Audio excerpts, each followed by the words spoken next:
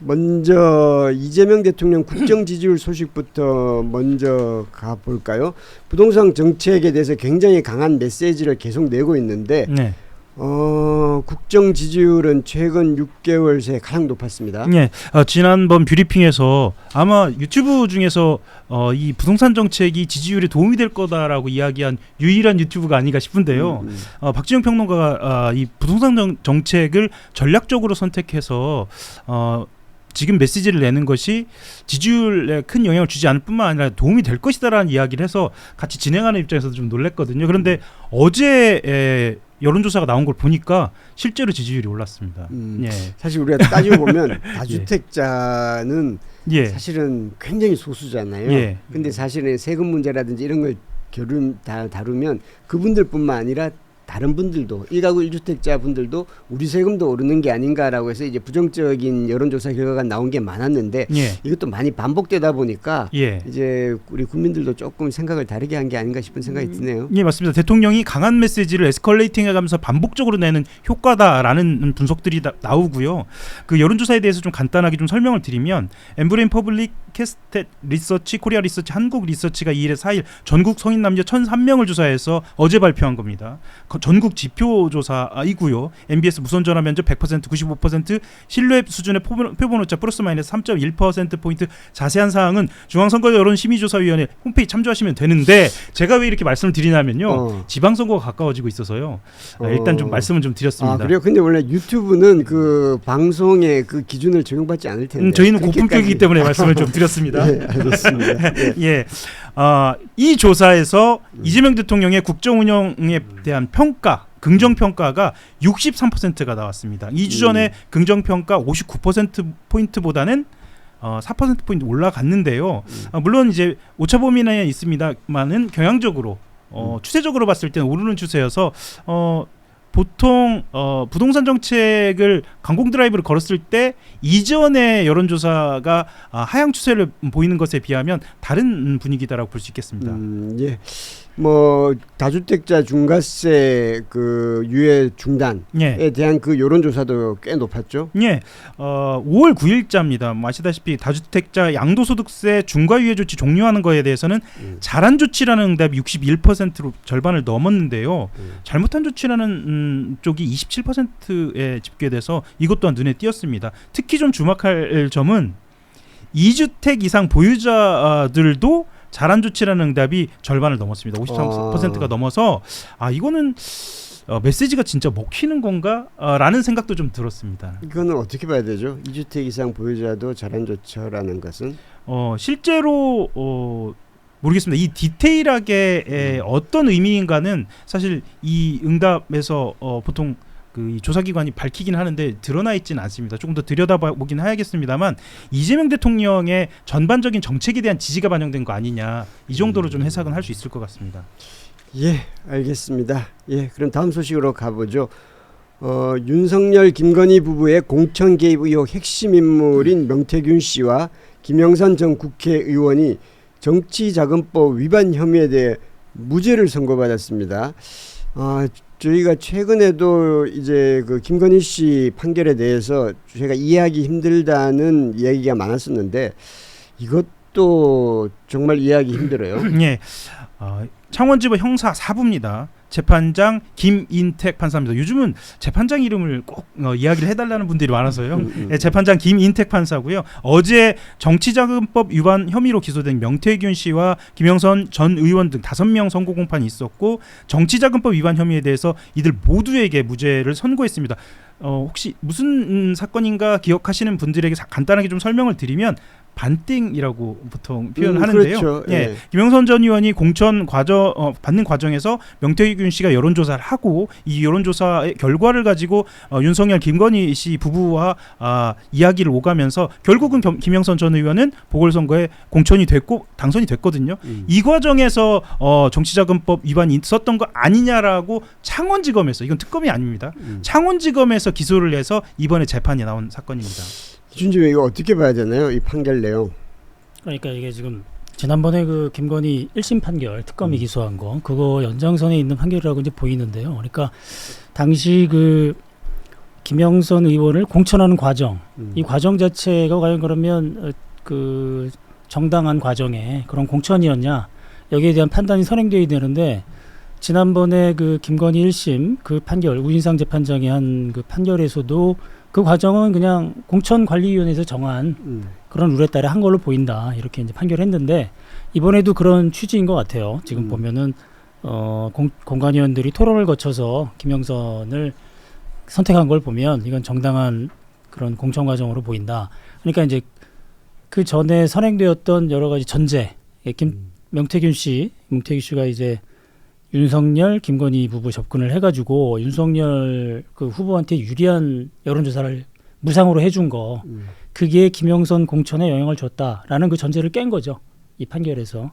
그렇죠. 그렇죠. 그렇게 돼 버리니까 뭐 이게 정치 자금이네 아니면 뇌물이네 뭐 여러 가지 그 처음에 사건 터졌을 때 돈의 성격에 대해서 여러 가지 논란이 있었는데 그 창원지검에서는 이거를 이제 일단 명태균하고 김영선 관련해서 정치자금법 위반 혐의로 기소를 했는데 아까 말씀드린 그 공천의 정당성 이런 것들이 인정이 되니까 정치자금도 인정하기가 꼬이는 거죠. 재판부에서. 공천의 정당성이라는 게 이제 우인성 판사 뭐 또 사실 이제 판사 이름을 얘기하는 건 좀 그렇긴 합니다만은 네. 그 판결에서는 김건희 씨 판결에서 서도 이거는 공천관리위원회에서 결정한 거다. 결정한 거니까 그거는 네. 정당하다 이런 그렇죠. 그런 논리였잖아요. 거였죠. 이 재판부도 마찬가지인 것 같고. 근데 이제 우리가 뭐 잘 알다시피 우리가 들었던 녹취는 그건 뭡니까? 그 윤석열 당시 당선자죠. 당선자니 그렇죠. 그 윤상현 공관위원장한테 내가 전화하겠다. 뭐 이렇게 하라고 지시했더니 뭐 말이 많다. 뭐 이런 모든 국민들이 다 들었잖아요. 그 내용을. 그러니까 거기 그런 거에 입각한 그 상식적인 것과는 동떨어진 판결이죠. 그리고 또 하나 이게 이해가 안 되는 게 이게 월급이라는 거잖아요. 그렇죠. 그 보좌관 그러니까 어떻게 보면 보좌관 신분으로 봐야 될 텐데 네. 의원 세비를 반틈 딱 잘라서 의원이 얼마를 받든 네. 그걸 잘라서 그렇게 그걸 보좌관 월급이라고 할 수 있나요? 그러니까 이게 지금 만약에 그게 정치자금 그러니까 음성적인 정치자금이라면 이런 식으로 나눠서 이렇게 줬겠느냐. 이제 거꾸로죠. 접근 방식이. 우리는 이게 이렇게 세비를 반띵으로 반띵해서 이게 받는 게 과연 이게 정상적인 월급이냐 이렇게 보는 건데 재판부는 거꾸로 보는 거죠. 만약에 이게 정치자금이라면 이런 식으로 계좌로 이렇게 나눠서 줬겠느냐. 뭉태기로 주지. 그러니까 거기에 대한 증명이 제대로 안 된다. 이런 취지인 것 같아요. 지금 아직까지 판결문을 정확히 보지 않아서 예. 어떻게 판단했는지 정확하지 않습니다만 지금 언론 보도를 보면은 그런 접근 방식인 것 같아요. 그러니까 이제 우리가 이제 지난번 우인성 재판장 판결 때도 그 얘기를 했었는데 그렇죠. 재판의 판결문이라는 게 판결이라는 것이 네. 연역적 방법이냐 귀납적 방법이냐 그래서 쭉 모든 증거와 그 검찰의 이제 공소 네. 이유들을 쭉 보고 그래서 이렇게 해서 이거는 이렇게 판결을 내려야 되겠다라고 하는 건지 아니면 먼저 이거는 유죄다 무죄다를 심정으로 해서 그걸 정하고 거기다 논리를 끼워 맞추는 건지 근데 자꾸 후자 같은 우리 느낌이 의심은 들어요. 그렇게 되는데 네, 네. 재판부의 논리는 그런 겁니다. 모든 판사들이 논리는 그거예요. 검찰이 이게 범죄의 증명을 해야 되는데 이런 죄에 해당되려면 이러이러한 증거가 최소한 합리적 의심 없이 나와야 된다, 있어야 된다. 그렇지만 그 증명을 할 만한 증거는 없지 않느냐 이런 접근 방식이에요. 지금 보면은. 그래도 나는 상식적으로는 좀 반띵을 어렵죠. 이게 월급이다라고 하는 게 난 이해가 잘 이해가 안 가죠. 이해가 안 공천 가요. 과정에서 이 복잡다단한 이 정치 현상, 정치 상황에 대한 고려가 전혀 없다. 이렇게 이제 정치부 기자 입장에서는 그렇게 판단이 드는데요. 그러니까 쉽게 얘기하면 명목을 갖고 있으면 불법적인 정치 자금이 통할 수 있겠다라고 정치 현장에서 이렇게 생각할 수 있는 겁니다. 이제 지방선거가 지금 벌어지고 있거든요. 지금 현재 예비 후보 선거가 그러니까 예비 후보들이 이제 접수를 했고 각 사무실들이 등장을 하고 있는데 이 과정에서 뭐 어떤 물론 모두 다 공정하게 정당한 법을 지켜가면서 준수하면서 하겠습니다만 어떠한 불법이 벌어졌을 때 명목을 갖고 있으면 형식감 갖추면 예를 들면 지금 말씀하신 대로 국회의원 세비, 그러니까 국회의원 월급이지 않습니까? 국회의원 월급의 반을 누군가에게 줬다. 그러니까 그것이 여론조사의 대가이든 공천의 대가이든 간에 줬다라고 하는 것이 녹취에도 등장하고 수사로도 등장하고 언론 보도로도 다 등장해서 국민들은 알고 있거든요. 근데 이것에 대해서 급여다라고 재판부만 보고 있는 거에 대해서는 사실 정무적인 입장에서는 좀 이해가 안 가는 게 그리고 국회의원도 아닌 그러니까 이제 굳이 따진다면 보좌관 신분일 텐데 국회의원 보좌관이 대통령 당선자의 부인한테 연락을 해서 공천을 달라라고 부탁을 하고 이런 거는 없지 않습니까? 그렇죠. 근데 그런 것들을 다 재판부에서는 뭐 이거를 정치자금법 위반의 범죄를 구성하는 데 있어서 그 결정적인 증거로 보기 어렵다 그런 취지거든요. 지난번에 우인성 재판부 파창 판결도. 그러니까 이게 사실은 처음에 명태균 게이트가 터졌을 때 그 세 가지에 접근하는 그 방식이 있었어요. 그러니까 세 가지 혐의로 지금 얘기한 정치자금법도 있고 또 하나는 뭐였냐면 이제 알선수재, 이게 뭐 뇌물 성격이 강하기 때문에 그렇지만 이제 당사자들이 공무원 신분이 아니었기 때문에 대통령 당선자를 과연 공무원으로 볼 수 있느냐 이런 부분에 대한 또 논란도 있고 그 다음에 그때 김영선은 이제 국회의원이 되기 전이었으니까 김영선 전 의원도 명태균 씨는 당연히 공무원이 아니고 그러니까 이걸 그 공무원의 직무에 관해서 돈을 주거나 받을 때가 알선수재 혐의가 적용되는 건데 이걸 과연 공무원의 직무로 볼 수 있느냐? 정당이란 조직이 그러면 공무원 조직이냐? 공천이 그러면 과연 공무원의 활동으로 볼 수 있느냐? 여러 가지 법률 쟁점이 있었어요 그때. 그러니까 그걸 봤을 때는 이걸 알선수재로 기소하기가 어렵겠구나. 내부적으로 이렇게 판단이 있었겠죠.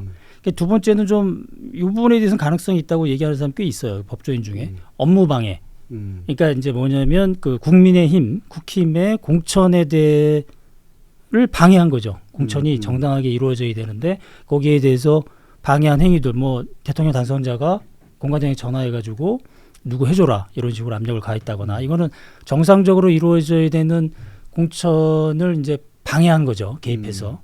그래서 이거를 그 국힘의 공천 업무를 방해한 업무 방해로 기소할 수 있는 거 아니냐. 그렇죠. 그때 그런 논점이 있었죠.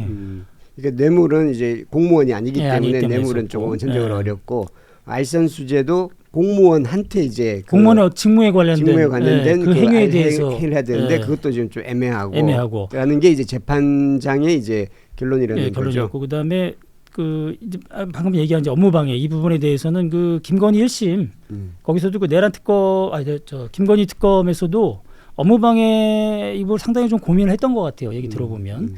근데 이제 그것보다는 그 명쾌하게 이걸 정치자금으로 정치자금이라는 거는 이제 딱 정치자금을 제공하려면 법에 정한 방법으로만 해야 되잖아요. 기부금을 내거나 뭐 이런 식의 방식. 명백히 그런 방식이 아니기 때문에 아까 얘기하는 뭐 여론조사 마치 여론조사에 대한 대가처럼 무상으로 여론조사를 해주고 그다음에 나중에 그 대가를 받는 이런 형태의 그 법에 규정된 정치자금이 아니기 때문에 가장 좀 명확한 그런 정치자금법 혐의로 기소를 했는데 결국은 지금 김건희 1심도 그렇고 이 재판 명태균 재판도 그렇고 그게 다 인정이 안 된 거죠. 그래서 이거를 2심에 가면 특히 이 명태균 김영선 이 부분은 특히 이제 미래한국연구소의 실질적 운영자가 명태균이다 이런 판결은 우인성 재판부는 그게 판단한 거고 그다음에 이번 재판부는 이제 그게 아니라고 직원이라고 본 거잖아요 일종의 여러 가지 그 사실관계나 이런 부분이 차이가 있기 때문에 항소심 가면은 아마 이게 좀 바뀔 부분이 있는 것 같아요 지금 볼 때. 예, 댓글에 보니까 녹취까지 있는데 무죄라뇨. 비뚤어진 판사들 때문에 화가 많이 나네요. 이춘재 논설위원님 시선 집중 사법 어때도 잘 듣고 있습니다. 갑자기 예, 그럼 그리고 이제 그 뭐 좀 더 얘기하면은 이게 지금 창원지검장이 어떤 정유미 검사장의 행태를 우리가 얘기를 안 할 수가 없죠. 이게 처음에 명태균 게이트가 터졌을 때 이거를 뭐 수사관들만 있는 그 수사부인가요? 뭐 이런 데로 보냈잖아요. 정식 검사들이 있는 그런 부로 보내지 않고 그래서 이거를 뭐 공직선거법 위반이라든가 선거법 위반 사건, 정치자금 관련 사건으로 보지 않고 그냥 일종의 동관계 처리하는 수사과 이런 거에 보냈었거든요.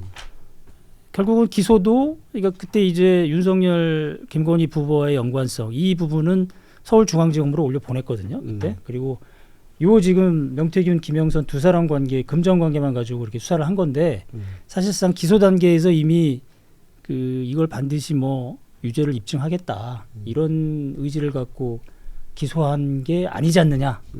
그거를 이제 하나 보여주는 방증이기도 하죠. 이번 재판 판결을 보면.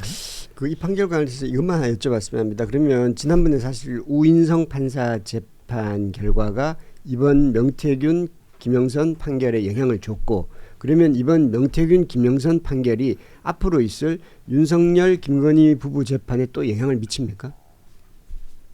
그렇게 보이죠. 예, 그럴 가능성이 있죠. 없다고는 할 수 없겠죠. 물론 이제 그 윤석열 그 지금 요 관련해서 별도의 이제 재판이 시작되고 있는데 그 재판부가 다른 판단을 뭐 할 가능성이 없지 않아 있긴 있지만 일종의 그 예측 가능한 게 또 하나의 중요한 그 법원의 기능이거든요.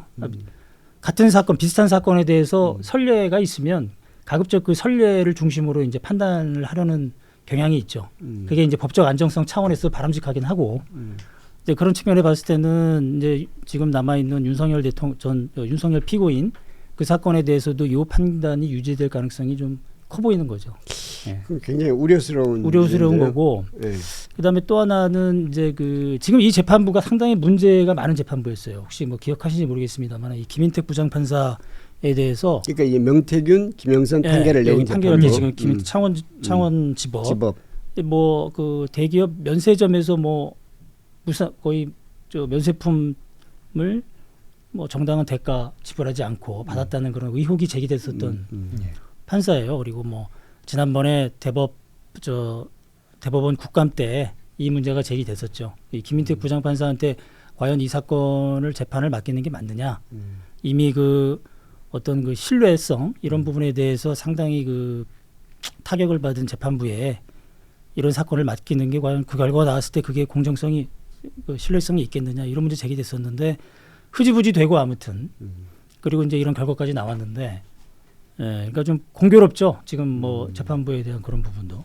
그 재판부에서 판단을 하는 부분에서 핵심적인 부분 하나만 더 말씀을 드리면 공관위가 결정했다는 부분이거든요. 그러니까 명태균이 어떻게 했던 간에 윤석열이 어떻게 했던 간에 이 공천 과정은 김영선이 공천을 받는 과정은 공천관리위원회가 결정을 했기 때문에 이것은 공정했고 불법이 개입될 여지가 없다라고 이야기를 했는데 사실 이 부분에 대해서는 한겨레에서 단독 보도를 한 경우가 있습니다. 그렇죠. 이게 많이 알려져 있지 않은데요. 그 상황만 간단하게 좀 말씀을 드리자면 순서는 이렇습니다. 그러니까 윤석열하고 명태균이 통화하는 장면은 국민 모두가 들은 장면입니다. 그러니까 윤석열이 이렇게 얘기하죠.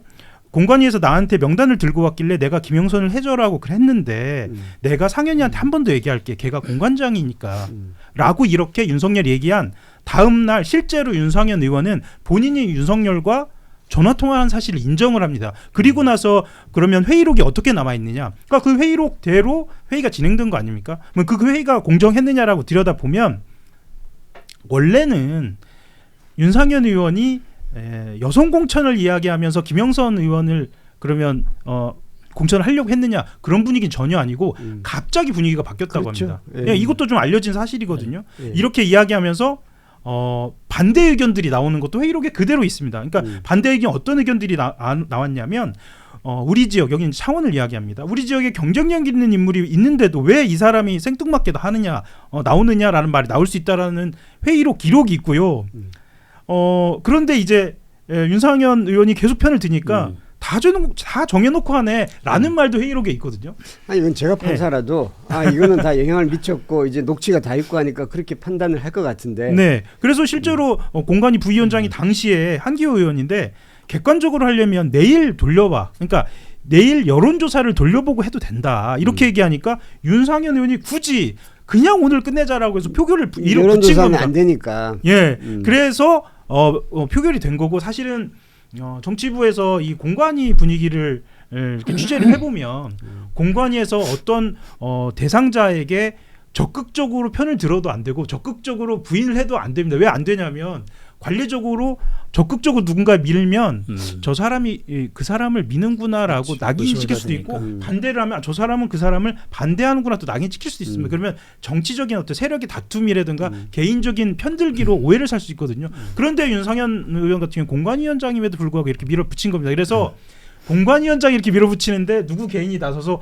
김영선은 안 돼라고 얘기를 못하는 분위기가 현실이거든요. 이거를 실제로 판사들이 두 번이나 공정하다고 본 거예요. 그러니까 저는 첫 번째로는 이 공천 과정의 현실을 몰랐거나 두 번째로는 이 현실을 외면한 건 아닐까라는 생각도 좀 듭니다. 제가 강한 의심이 드는 거는 이게 아마 증거로 제출 안 될 수도 있었어요. 그러니까 보도가 이렇게 됐지만 재판부에 이게 증거가 제출되지 않으면 재판부는 그런 증거가 없으면은 뭐 이거를 판단할 이유가 가만하지 없는 않죠. 거죠. 예, 그걸 그러니까, 알았다 하더라도. 예, 그러니까 항소심에서는 이러한 증거들을 아까 말씀드린 대로 그런 차이 나는 부분하고 이런 증거들을 이제 적극적으로 항소심에서는 그걸 제출해야 되죠. 검찰 쪽에서. 그러니까 검찰이 이거를 유죄를 입증할 의지만 있으면 충분히 2심에서 뒤집어질 수 있다 이런 것들이 있으니까. 네, 항소심에서 제대로 된 판결이 나오기를 다시 한번 기대해 봅니다.